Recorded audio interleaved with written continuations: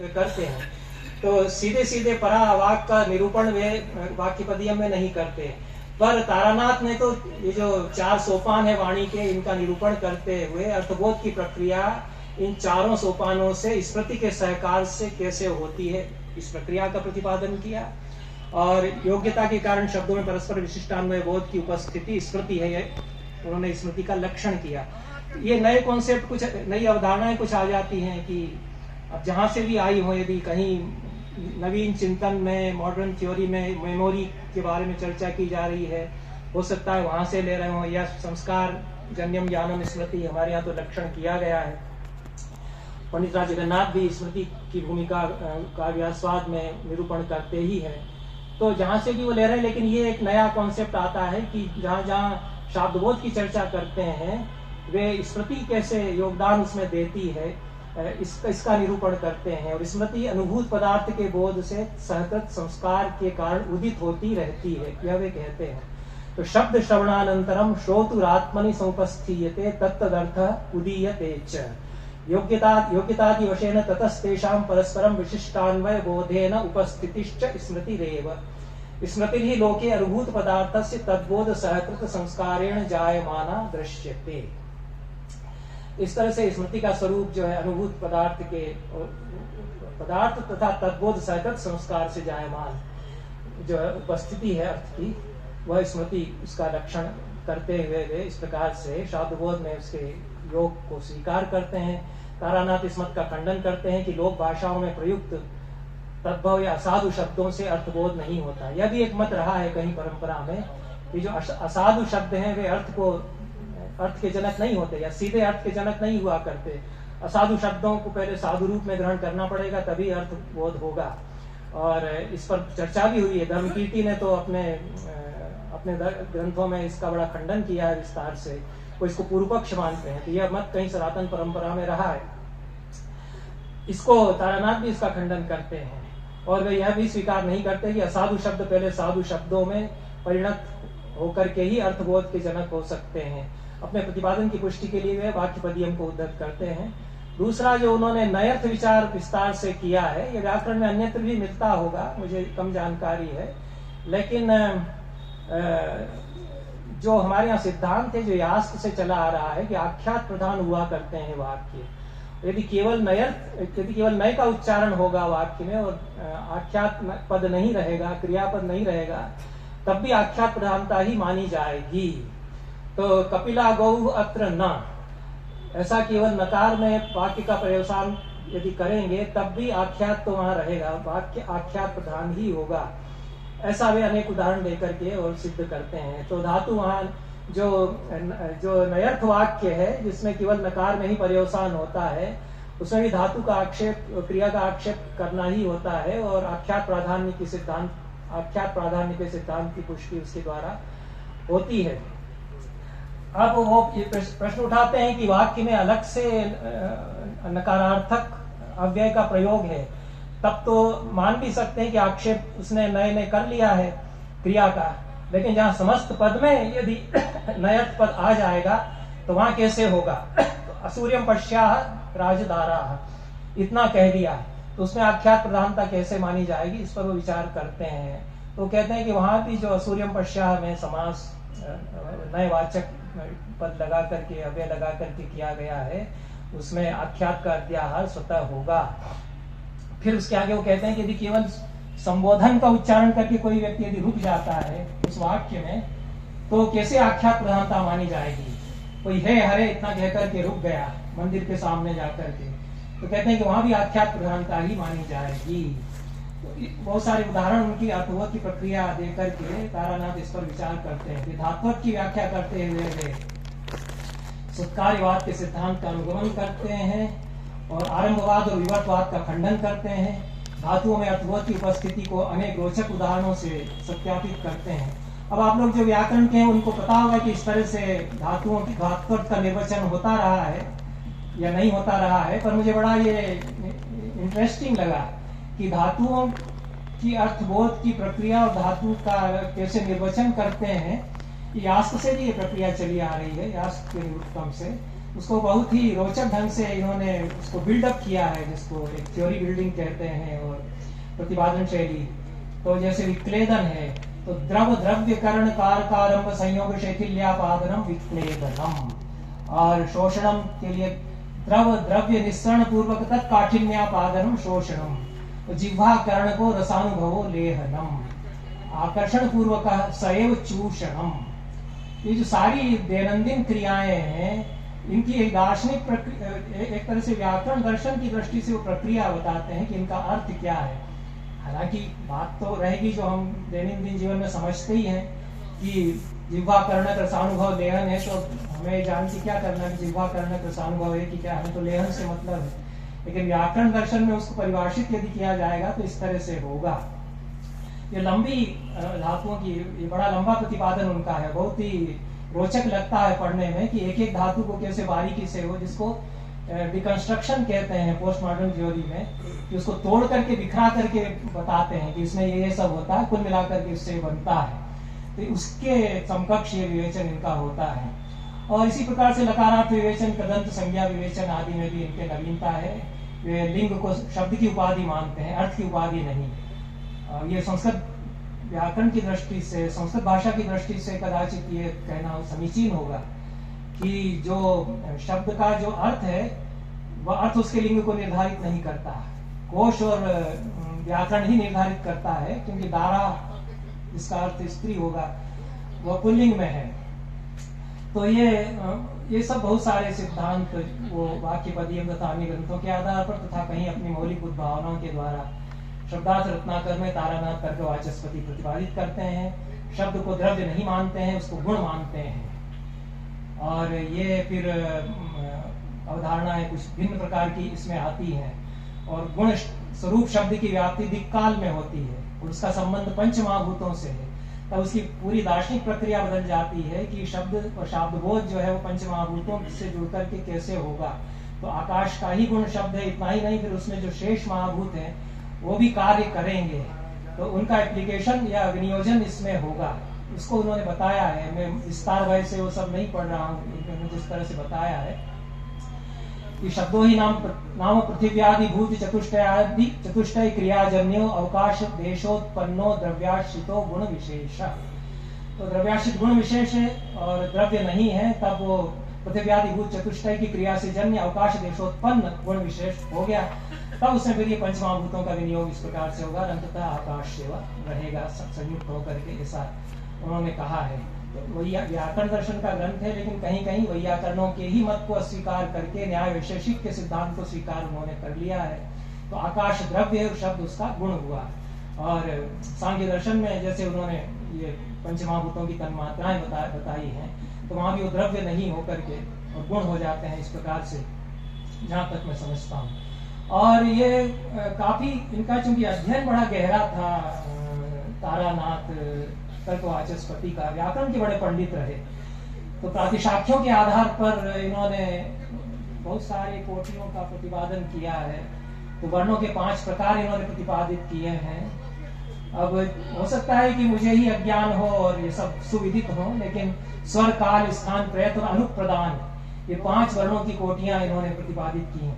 ये सब जो मॉडर्न लिंग्विस्टिक्स से इसके जो जानकार हैं उन्होंने माना कि तो बहुत बड़ा योगदान है भारत का। प्रातिशाख्य जो है उन्होंने जिस प्रकार से फोनेटिक्स और फोनोलॉजी, जिसको स्वन विज्ञान और स्वनिम विज्ञान कहते हैं आधुनिक भाषा शास्त्र में, उसमें बड़ा मौलिक योगदान उन्होंने दिया है। तो ये उसकी तरफ इनकी दृष्टि जाती है। 33 प्रातिशाख्य को उद्धृत करते हैं कि ये 5 प्रकार के वर्ण होते हैं। अनुप्रदानात्, संसर्गात्, स्थानात्, क्रम विन्यासात् जायते वर्ण वैशेष्यम परिणामाच्च पंचमात्। इस प्रकार से 5 प्रकार जो इन्होंने बताए हैं। तो ये कुल मिलाकर के उदात्त अनुदात्त तो स्वरित की उच्चारण प्रक्रिया पर विचार करते हैं, जो कि अरे मैं दूंगा नहीं, आप पाए तो चाहिए आपके रखें।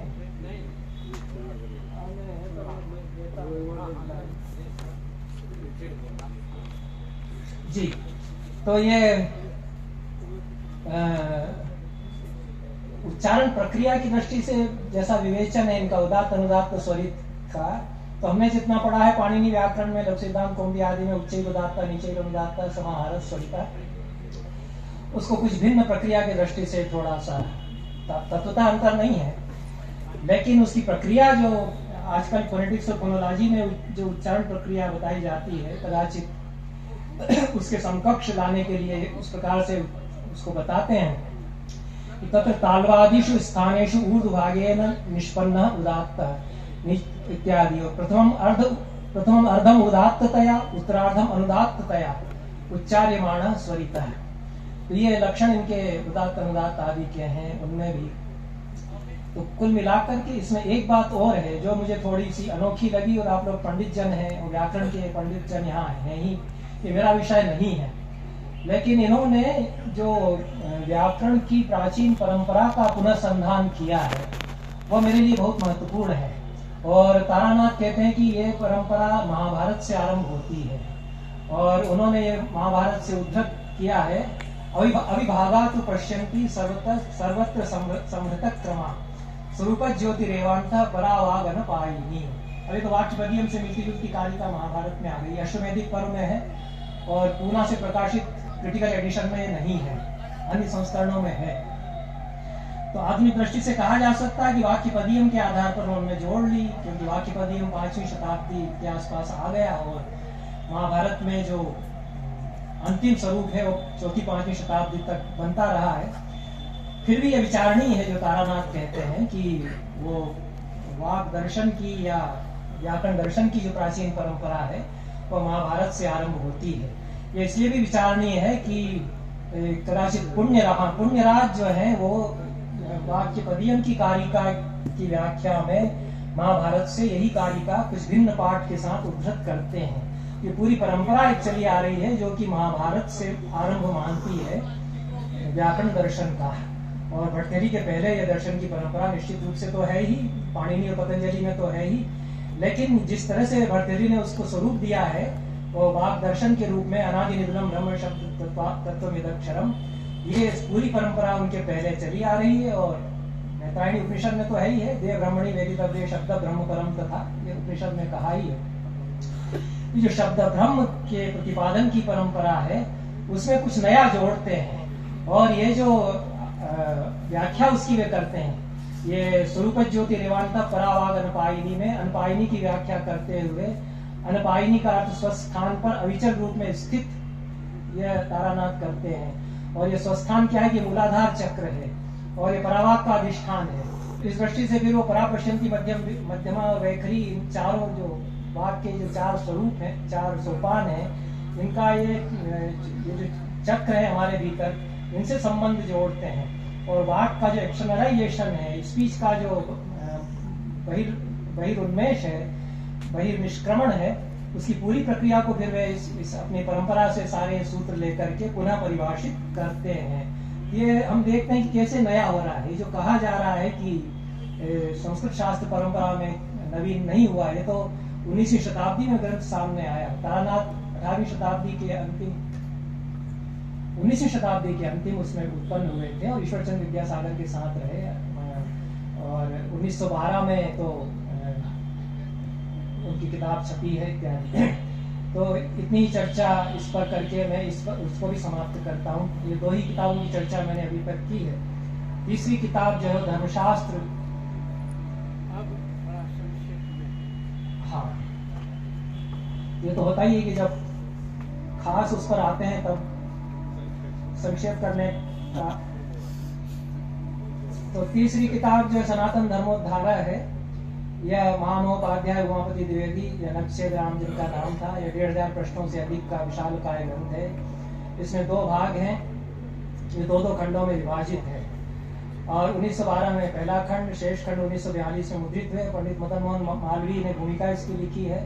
बड़ा इतिहास इस ग्रंथ का है और ये सनातन धर्म को पुनः परिभाषित करते हुए बहुत विशालकाय ग्रंथ उन्होंने लिखा है। कुल 2000 पृष्ठों में ये जाता है। इसके संक्षेप में यही कह सकता हूँ कि अनेक नई अवधारणा तो है ही, धर्म का स्वरूप इन्होंने विस्तार से बताया है। धर्मशास्त्र के अनेक कोटियों का पुनर्लक्षण किया है।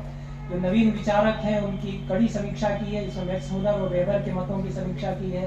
दयानंद पर 72 पृष्ठों में इन्होंने बहुत विखंडन उसका लिखा है, नाम नहीं दिया है, वेद वैनाशिक उनको कहा है और बुरी तरह से उनकी खबर ली है और सब प्रमाण ली है, उनको उद्धत करते हैं कि कैसे उन्होंने दुर्व्याख्या की है, वेद मंत्रों की भी दुर्व्याख्या उन्होंने की है, ऐसा ये कहते हैं। और न तस्य प्रतिमास्ति, ऐसा जो उदाहरण में देते हैं कदाचित यजुर्वेद का, उसका वह अर्थ नहीं है जो दयानंद समझते हैं।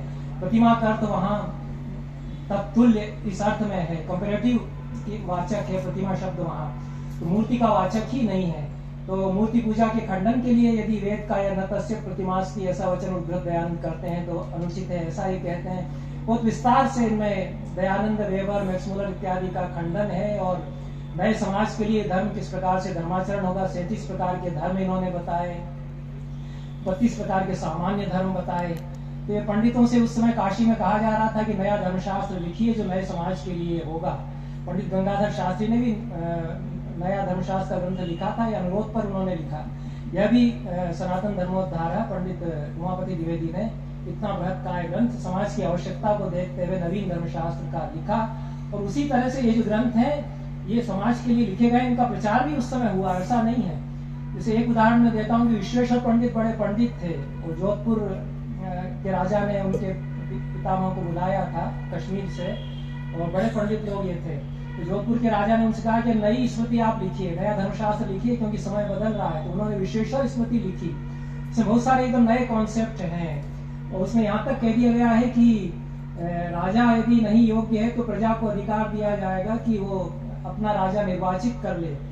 आजादी के बहुत पहले की किताब है, 1937 की किताब है। तो ऐसे नए स्मृति ग्रंथ आ रहे हैं और वो आवश्यकता उनकी ये लिखवाए जा रहे हैं, उनका प्रचार किया जा रहा है कि ये नया कॉन्स्टिट्यूशन हमारे लिए होगा, जब तक कि इंडियन कॉन्स्टिट्यूशन नहीं आया है।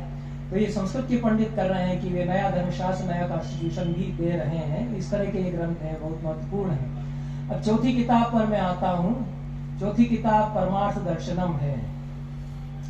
यह महामहोपाध्याय रामावतार शर्मा की अद्भुत कृति है और यह षट दर्शनों से आगे स्वतंत्र दर्शन स्थापित करती है, ऐसा इसके संबंध में कहा जाता है। पंडित केदारनाथ ओझा सारस्वत जो काशी के बड़े पंडित थे, रामावतार शर्मा के साथ रहे थे, उन्होंने इसके जो भाष्य है, उन्होंने सूत्र भी लिखे इसमें। रामावतार शर्मा ने कारिकाएं भी लिखी, भाष्य भी लिखा और वार्तिक भी लिखे। ऐसे भी ग्रंथ कम मिलते हैं जिनमें कि सूत्र, कारिका, भाष्य और वार्तिक चारों किसी एक ही ग्रंथकार ने लिखे हों। तो केदारनाथ ओझा ने जो भाष्य है उसकी तुलना पातंजल महाभाष्य से की है और वार्तिकों की रचना में उनको कुमारिल भट्ट के समकक्ष बताया है रामावतार शर्मा को। और जो अधिकरण है, मालाएं, उसमें न्यायमाला है, उनकी तुलना जेमिनी न्यायमाला से उन्होंने की है। गोविंद चंद पांडे ने इसका दूसरा संस्करण आया था 1994 में, पहला संस्करण 1913 में छपा था, उसमें भाष्य नहीं था। दूसरा संस्करण 1994 में पंडित जनार्दन शर्मा के संपादकत्व में 1994 में जो छपा, उसमें गोविंद चंद पांडे की अंग्रेजी में भूमिका है, जिसमें उन्होंने लिखा है कि रामावतार शर्मा एक मौलिक आलोचना प्रवण आधुनिक दार्शनिक थे। वे अपने विचारों में दयानंद से कहीं अधिक ज्यादा क्रांतिकारी थे। Is more radical philosopher than Dayanand, ऐसा वे कहते हैं। और वे आधुनिक भारत के सर्वाधिक मौलिक और व्यवस्थित दार्शनिकों में से एक हैं, ऐसा भी गोविंद चंद पांडे कहते हैं, जो कि मेरी दृष्टि में स्वयं बहुत अच्छे दार्शनिक हैं हमारे समय के और प्रबुद्ध पंडित हैं। तो ये जो परमार्थ दर्शनम है, इसमें दो आह्निकों से समन्वित 6 अध्याय, 446 सूत्र और 120 वार्तिक हैं। और पातंजल महाभाष्य की शैली में, सरस रोचक शैली में सोपज्ञ भाष्य भी रामावतार शर्मा जी का इसमें है। अब नई अवधारणा इसमें क्या है कि दर्शन के प्रयोजन की दृष्टि से संग्रह, विवेक, व्यवस्था, अनाग्रह, उद्योग और अभ्युदय, इच्छे उन्होंने परमार्थ दर्शन के प्रयोजन माने। एक एक की विस्तार से व्याख्या की है कि युवानुकूल दर्शन के प्रयोजन ये हैं। और वो कहते हैं कि नया हम कुछ नहीं कर रहे हैं, हमारे ऋषियों ने जिन तत्वों का साक्षात्कार किया है उनका ही संग्रह हम कर रहे हैं। यद्यपि इस पर आरोप लगाया गया कि रामावतार शर्मा ने हीगल की फिलॉसफी के आधार पर ये परमार्थ दर्शन बनाया है, क्योंकि उन्होंने यूरोपीय दर्शन का बहुत गहरा अध्ययन किया था।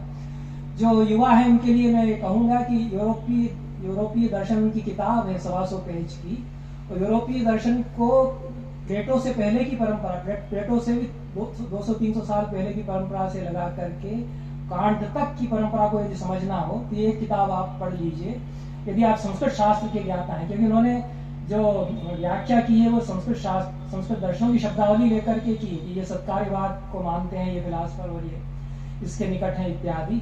उस दृष्टि से आपको वेस्टर्न फिलॉसफी का अध्ययन करना हो तो ये अद्भुत किताब है, पतली सी। और मूल में इन्होंने अध्ययन किया है बहुत सारे पश्चिमी दार्शनिकों का। तो यह भी कहा गया कि इन्होंने वेस्टर्न फिलॉसफी के आधार पर ये फिलॉसफी बनाई है। महामहोपाध्याय रमावतार शर्मा स्वयं कहते हैं कि हमने किसी से कुछ नहीं लिया है, हम तो वेद और उपनिषद से लेकर के अपनी फिलॉसफी अपना दर्शन बना रहे हैं। उसके प्रमाण इन्होंने बार बार उपनिषदों को या वेदों को उद्धृत भी किया है। और इनका कहना यह है कि वासुदेव श्री कृष्ण, ब्रह्मसूत्रकार बादरायण, विश्वानर वल्लभाचार्य और याज्ञवल्क्य इत्यादि तत्वदर्शियों ने जो परीक्षण करके जन समाज में जिन तत्वों का प्रचार किया था, उन्हें कपिल, कणाद, गौतम, चार्वाक, शंकराचार्य आदि व्याख्याकारों ने बार बार विप्लवित किया है। इसलिए नया सुव्यवस्थित परिष्कृत दर्शन दे रहे हैं। अब क्या दे रहे हैं, इस पर ये तो बहुत बड़ा हो जाएगा, इस पर घंटों चर्चा, इस पर मैं काम ही कर रहा हूँ। ये ICPR के लिए बड़ा मेरे पास काम है, क्योंकि ये मोटी किताब है, इसका किसी भी भाषा में अनुवाद नहीं हुआ है, संस्कृत में ही है। बहुत उपेक्षित ग्रंथों में से यह एक है, जिसके बारे में कहा जा रहा है कि ये पूरी हमारी दर्शन परंपरा के सर्वाधिक मौलिक ग्रंथों में से एक है, जिसके आधार पर ये कहा गया। पंडितों ने भी स्वीकार किया कि कपिल, कणाद, गौतम के स्तर के फिलासफर रमावतार शर्मा है, और गोविंद चंद पांडे ने माना कि ये दुनिया के बड़े अच्छे फिलासफर्स में से एक इनको माना जाना चाहिए। उस किताब की ये उपेक्षा है। तो अब परमार्थ की व्याख्या वो करते हैं कि अव्याहतः पुत्रवती पुत्र समः परमार्थः,